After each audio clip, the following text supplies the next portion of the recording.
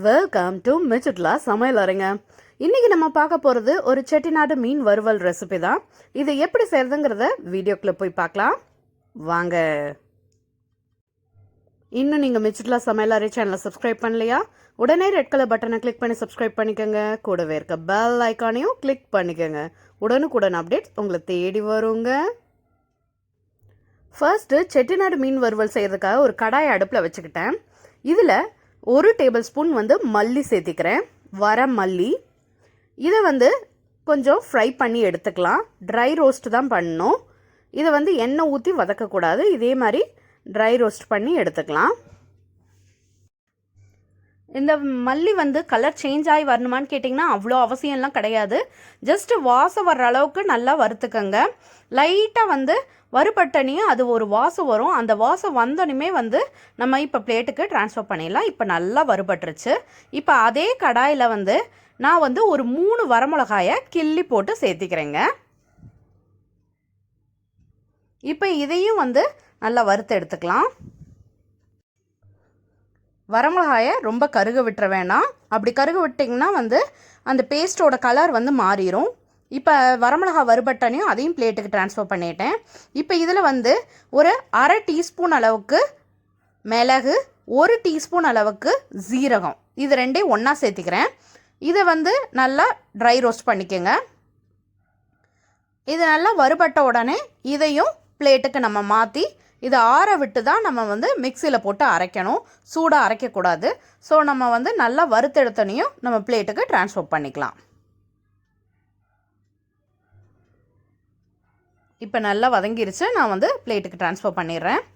அடுத்து இதுக்கு தேவையான ஃபிஷ் பீசஸை எடுத்து வச்சுருக்கேன். நான் இன்றைக்கி பாறை மீனில் தான் இந்த செட்டிநாடு மீன் வறுவல் செய்ய போகிறேன். அதனால் 3 ஃபிஷ் பீசஸ் மட்டும் எடுத்துருக்கேன். மீதி எல்லாம் நார்மல் ஃப்ரைக்காக எடுத்து வச்சிட்டேன் ஃப்ரெண்ட்ஸ். இப்போ இது ஆறின பிறகு நான் மிக்ஸி ஜாருக்கு ட்ரான்ஸ்ஃபர் பண்ணிக்க போகிறேன். இந்த மீனை பாறை மீன்னும் சொல்லுவாங்க, இல்லை கறி மீன் அப்படிங்கிற மாதிரியும் சொல்லுவாங்க. இது ரொம்ப டேஸ்ட்டாக இருக்கும். அதனால தான் இந்த ஃபிஷ்ஷில் நான் ட்ரை பண்ணி காமிக்கிறேன். இப்போ இதை பொடிச்சு எடுத்துகிட்டு வந்துடுறேன். இப்போ பொடிச்சு மட்டும் எடுத்துகிட்டு வந்துட்டேன். இது பேஸ்ட்டாக அரைக்கலை இன்னும். இப்போ இது கூட என்னென்ன சேர்த்தலாங்கிறதையும் சொல்லிடுறேன்.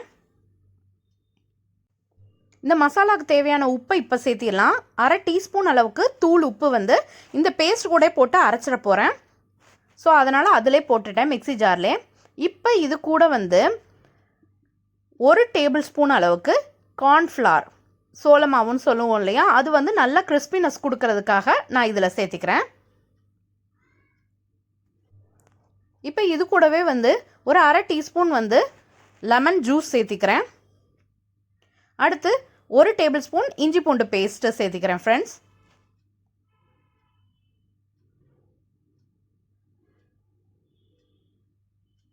இப்போ எல்லாமே சேர்த்துன பிறகு இதில் அளவாக தண்ணி சேர்த்து நம்ம பேஸ்ட்டாக அரைச்சி எடுத்துகிட்டு வந்துடலாம். ரொம்ப தண்ணியாக இருக்கக்கூடாது, கொஞ்சம் கெட்டியாக இருக்கணும். இப்போ நான் அரைச்சி எடுத்துகிட்டு வந்துட்டேன். பேஸ்ட்டு இந்தளவு கெட்டியாக இருந்ததுன்னா நல்லா செட்டிநாடு மீன் வறுவல் போடுறதுக்கு சூப்பராக இருக்கும். நம்ம இன்றைக்கி ஷாலோ ஃப்ரை மாதிரி பண்ண போகிறோம். பேனில் லைட்டாக ஆயில் ஊற்றி ஃப்ரை பண்ண போகிறோம். டீப் ஃப்ரை பண்ண போகிறது கிடையாது.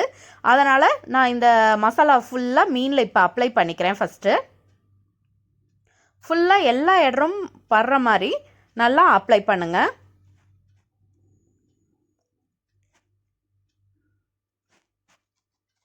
இது நல்லா காரமாக, இன்னும் காரமாக சாப்பிடுவீங்க அப்படின்னா இன்னும் 1 மிளகாயிலிருந்து 2 மிளகா வரைக்கும் சேர்த்திக்கலாம். நல்லா காரம் தூக்கலாக இருக்கும்.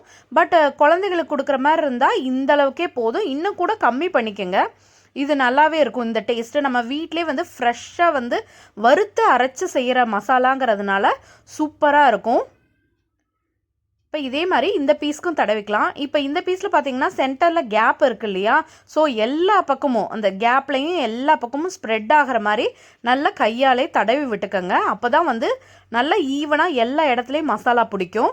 அப்போ தான் டேஸ்ட்டும் பக்காவாக இருக்கும். அதுக்காக தான் சொல்கிறேன்.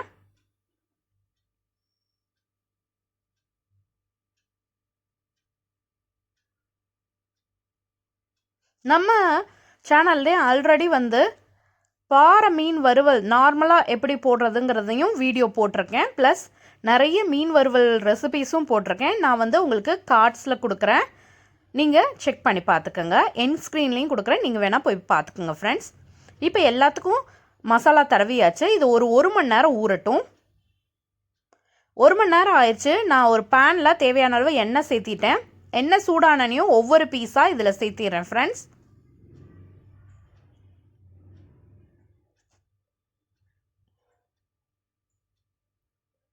இப்போ இது நல்லா ஒன் சைடு வந்து நல்லா ஃப்ரை ஆகட்டும். அதுக்கப்புறம் திருப்பி விட்டுக்கலாம். இப்போ ஒன் சைடு நல்லா ஃப்ரை ஆயிடுச்சு. ஸோ ஒவ்வொரு பீஸாக அழுங்காமல் நான் திருப்பி விட்டுக்கிறேன்.